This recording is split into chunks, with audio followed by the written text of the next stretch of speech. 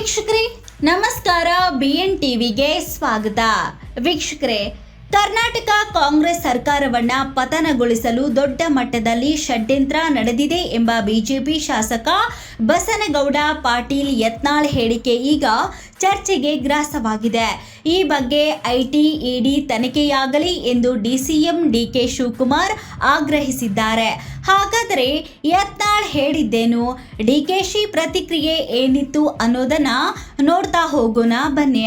ವೀಕ್ಷಕರೇ, ಕಾಂಗ್ರೆಸ್ ಸರ್ಕಾರವನ್ನ ಪತನಗೊಳಿಸಲು 1200 ಕೋಟಿ ರೂಪಾಯಿ ರೆಡಿ ಮಾಡಿ ಇಟ್ಟುಕೊಳ್ಳಲಾಗಿದೆ ಎಂಬ ಬಿಜೆಪಿ ಶಾಸಕ ಬಸನಗೌಡ ಪಾಟೀಲ್ ಯತ್ನಾಳ್ ಹೇಳಿಕೆಗೆ ಡಿಸಿಎಂ ಡಿಕೆ ಶಿವಕುಮಾರ್ ಪ್ರತಿಕ್ರಿಯೆಯನ್ನ ನೀಡಿದ್ದು, ಆದಾಯ ತೆರಿಗೆ ಇಲಾಖೆಯಿಂದ ತನಿಖೆಯಾಗಲಿ ಎಂದು ಆಗ್ರಹಿಸಿದ್ದಾರೆ. ಬೆಂಗಳೂರಿನಲ್ಲಿ ಪ್ರತಿಕ್ರಿಯೆ ನೀಡಿದ ಅವರು ಯತ್ನಾಳ್ ಹೇಳಿಕೆ ಬಗ್ಗೆ ನಮಗೂ ಮಾಹಿತಿ ಇದೆ ಎಂದು ಹೇಳಿಕೆಯನ್ನ ನೀಡಿದ್ದಾರೆ. ಯತ್ನಾಳ್ ಹೇಳಿಕೆ ಕುರಿತು ಚರ್ಚಿಸಲು ಕಾಂಗ್ರೆಸ್ ಕಾನೂನು ತಂಡದ ಸಭೆ ಕರೆದಿದ್ದೇನೆ.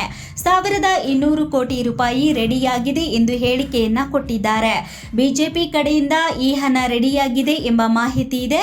ಕಾಂಗ್ರೆಸ್ ಹೈಕಮಾಂಡ್ ನಾಯಕರಿಗೆ ಈ ಮಾಹಿತಿಯನ್ನ ತಿಳಿಸಿದ್ದೇನೆ. ಇದು ತೆರಿಗೆ ಇಲಾಖೆ ಹಾಗೂ ಇಡಿ ತನಿಖೆಯ ವ್ಯಾಪ್ತಿಗೆ ಬರುವ ವಿಚಾರ. ದೂರು ನೀಡುವ ಸಂಬಂಧ ಚರ್ಚೆ ಮಾಡಲಿದ್ದೇನೆ ಎಂದು ಡಿಕೆ ಶಿವಕುಮಾರ್ ಹೇಳಿದ್ದಾರೆ.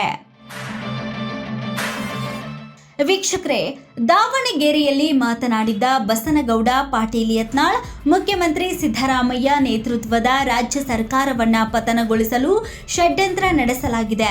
ಅದಕ್ಕಾಗಿ 1200 ಕೋಟಿ ರು ರೆಡಿ ಮಾಡಿ ಇಡಲಾಗಿದೆ. ಈ ಷಡ್ಯಂತ್ರದ ಭಾಗವಾಗಿ ಬಿಜೆಪಿ ಮತ್ತು ಕಾಂಗ್ರೆಸ್ ಎರಡೂ ಪಕ್ಷಗಳ ನಾಯಕರು ಇದ್ದಾರೆ.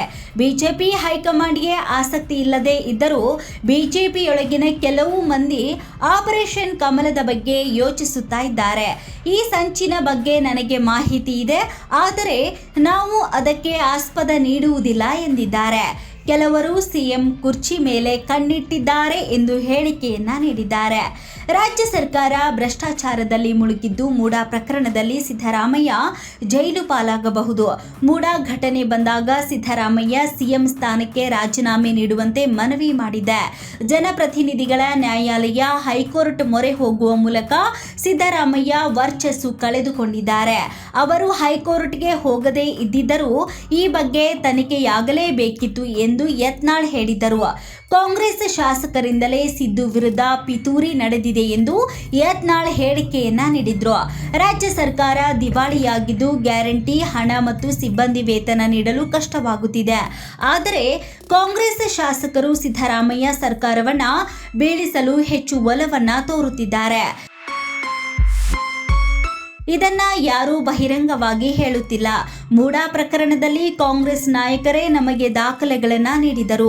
ನಿಜವಾಗಿಯೂ ಈ ಹೋರಾಟಕ್ಕೂ ಬಿಜೆಪಿಗೂ ಯಾವುದೇ ಸಂಬಂಧವಿಲ್ಲ ಎಂದು ಹೇಳಿಕೆಯನ್ನ ನೀಡಿದ್ರು. ರಾಜ್ಯ ಸರ್ಕಾರ ಈಗಾಗಲೇ ಭ್ರಷ್ಟವಾಗಿದ್ದು ಅಧಿಕಾರದಲ್ಲಿ ಮುಂದುವರಿಯಬಾರದು. ರಾಜ್ಯಪಾಲರು ಪ್ರಾಸಿಕ್ಯೂಷನ್ಗೆ ಅನುಮತಿ ನೀಡಿದ ಬಳಿಕ ಸಿದ್ದರಾಮಯ್ಯ ರಾಜೀನಾಮೆ ನೀಡಲಿದ್ದು, ಎಐಸಿಸಿ ಅಧ್ಯಕ್ಷ ಮಲ್ಲಿಕಾರ್ಜುನ್ ಖರ್ಗೆ ಸಿಎಂ ಆಗುತ್ತಾರೆ ಎಂದು ಭಾವಿಸಲಾಗಿತ್ತು. ಸರ್ಕಾರ ಅಸ್ಥಿರಗೊಳಿಸಲು ಮುಂದಾಗಿರುವ ಇದೇ ಜನ ಖರ್ಗೆ ಅವರನ್ನ ಸಿಎಂ ಮಾಡುವ ತಂತ್ರದ ಹಿಂದೆ ಇದ್ದಾರೆ ಎಂದು ಯತ್ನಾಳ್ ಹೇಳಿಕೆಯನ್ನ ಕೊಟ್ಟಿದ್ದರು.